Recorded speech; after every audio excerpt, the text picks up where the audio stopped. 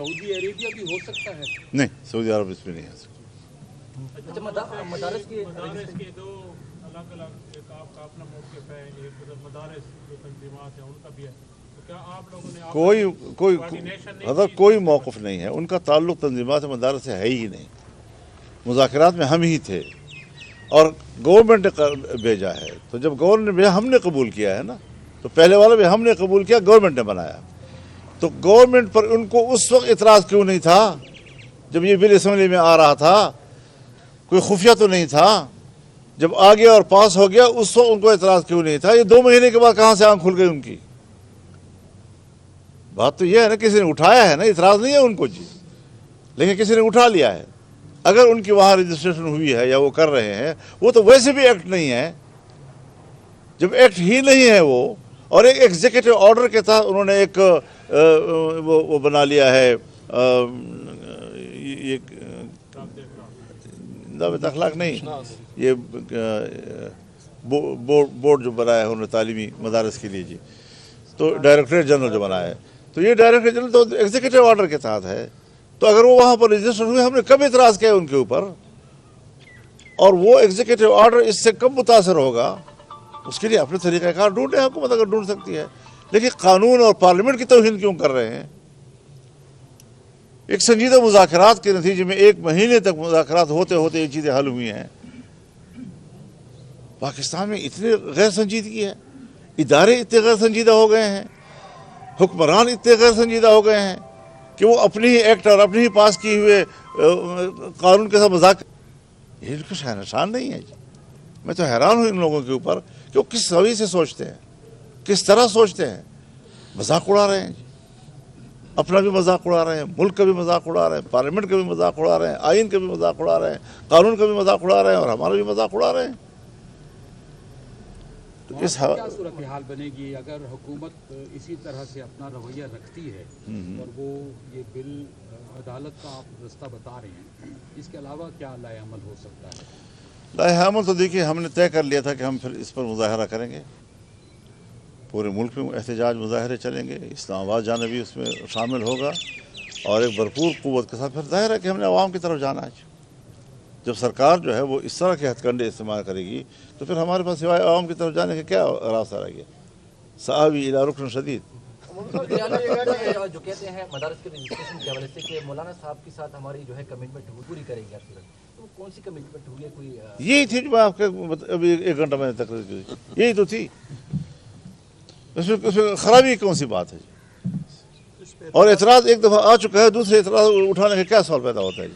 इख्तलाफात तो नहीं है जी, नवाज शरीफ और शहबाज शरीफ और आसिफ जरदारी में इख्तलाफात की वजह तो नहीं हो सकती है कुछ? नहीं, अभी तो इस वक्त तो एक पेज पे नज़र आ रहे हैं दोनों। तो वो पहले ऐवान सदर से जो बात हुई तो मैंने ऐवान सदर को फिर जवाब देना चाहिए था ना इनको कि आप नहीं भेज सकते, आपको हक नहीं है।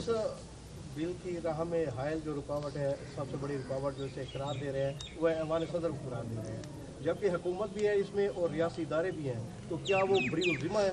नहीं, मैं तो ऐवान सदर के नीचे सबको समझता हूँ ना जी, हाथी के पाँव में सबका पाँव है जी। सदर की निगरानी में हुकूमत भी आ रही है, एजेंसियाँ भी आ रही हैं, सब सारी चीज़ें, क्योंकि आइन उसको इख्तियार देता है ना कि वो दस्तखत करेगा, एक दफ़ा करेगा, और 10 दिन के अंदर अगर न किया तो फिर उसको वो खुद ब खुद एक्ट बन जाता है, उसका नोटिफिकेशन गवर्नमेंट जारी करती है। जिस तरह के आरिफ अलवी साहब जो हैं उन्होंने किया, और उसके बाद उन्होंने जब दस्तखत नहीं किए तो उन्होंने जारी कर दिया, तो उस पर नज़ीर मौजूद है। मौलाना साहब, दीगर मजहबी जमातों ने भी ऐलान कर दिया है कि वो इस एक्ट के अगेंस्ट जो है दमादम मस्त कलंदर करने जा रहे हैं रोडों। किसने किया है? TNP का सुन रहे हैं कि नहीं, ऐलान कर दिया। कोई ऐलान नहीं मुझे सपोर्ट में आप लोगों की कि हम मुश्तरका तौर पर जो मैं कर रहा हूँ कि तमाम मकातब फ़िक्र ने मुकम्मल तौर पर तंजीमात मदारिस दीनिया और हमारे मौक़िफ़ की हिमायत की है, और भरपूर तौर पर हमें हम जिहत हिमायत हासिल है। जिन लोगों को उन्होंने बुलाया था उनके अपने घरों से आवाज़ें उठने लग गई कि हमारी तरफ ये बात मंसूब न की जाए। ख़त्म हो गई बात।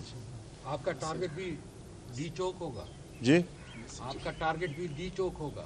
یہ چھوٹا سوال ہے جی، ذرا بڑا سوال کریں آپ سینئر آدمی ہیں جی، آپ سینئر آدمی ہیں۔ حکومت اور تحریک انصاف کے مذاکرات ہو رہے ہیں اس جی طرح، بات چیت چل رہی ہے، ایک کمیٹی بھی تشکیل دے دی ہے تحریک انصاف کی طرف سے، تو آپ کا بھی اس میں کوئی کردار؟ بات چیت تو اچھی چیز ہے، بات چیت کا تو ہم انکار نہیں کر رہے ہیں، ہم نے بھی بات چیت ہی کے ذریعے معاملات طے کیے۔ اگر پی ٹی آئی اور گورنمنٹ کے درمیان بات چیت ہوتی ہے اور مذاکرات سے کوئی چیزیں سیٹل ہو جاتی ہیں، ہم تو اس میں حائل نہیں ہیں، ہم تو خود مذاکرات کے قائل لوگ ہیں۔ مولانا صاحب، جنرل فیض حمید کے بارے میں آپ کیا فرما رہے ہیں؟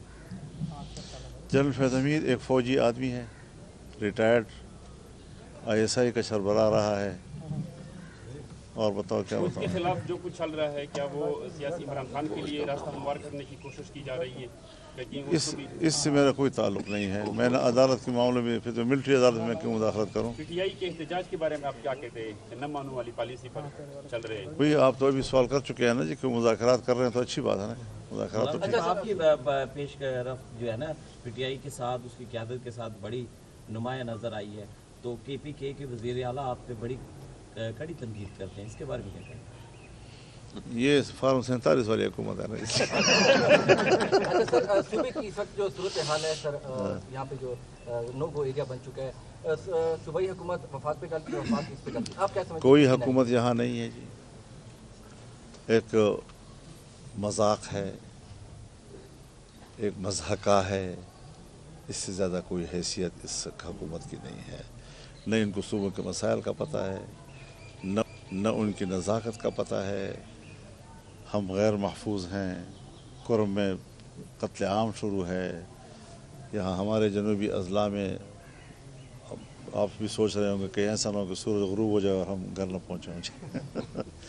یہ اس صورتحال میں ہم زندگی گزار رہے ہیں، تو آپ خود اندازہ لگائیں کہ صوبے میں حکومت کہاں ہے۔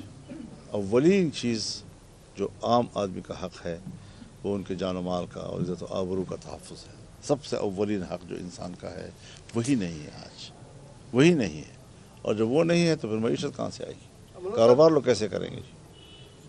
اب آپ مجھے بتائیں، ہمارے دیہاتوں میں جہاں مسلح لوگ رہ رہے ہیں، مسجدوں میں، بیٹھکوں میں، اب ان لوگ وہاں کے عوام کا کیا حال ہوگا جی؟ اسکول بچوں کو نہیں بھیج سکتے جی، کاروبار نہیں کر سکتے کہ بچوں کے لیے کچھ کما کے لا سکیں، تو گاؤں چھوڑ رہے ہیں، ایسے علاقوں میں جا رہے ہیں جہاں بچوں کو بھی پڑھا سکیں، جہاں کوئی کاروبار روزگار بھی کر سکیں جی۔ اس صورتحال میں اس وقت جو صوبے کے عوام زندگی گزار رہے ہیں، اس کو بھی آپ سمجھیں کہ کوئی حکومت ہے یہاں پر، ایک مزہ کا قسم کی چیز ہے، بس بھگت رہے ہیں۔ خرم میں جو صورتحال بنی ہوئی ہے، وہاں پہ تو اب حکومت کے بعد جو ایجنسیز ہیں، ادارے ہیں، ان کی ناکامی کے بعد جرگے بھی ناکام ہو رہے ہیں، اور وہاں پہ امن نہیں لایا جا پا رہا، لوگوں کے پاس زیادہ راہ نہیں ہے، کھانے پینے کو نہیں ہے، حکومتیں اس چیز میں بھی ناکام نظر آتی ہیں، تو اس میں آپ کا کیا کردار بنتا ہے؟ میں صرف اتنا آپ کو عرض کر دوں کہ دونوں طرف سے انتہائی اہم شخصیات میرے پاس آئی ہیں۔ ہم نے اپنے دوستوں کے ساتھ، اپنی پارٹی کے ذمہ داران کے ساتھ ابتدائی مشاورت کی، لیکن ہماری اس مشاورت میں جو کچھ طریقہ کار یا منصوبہ تشکیل دیا گیا،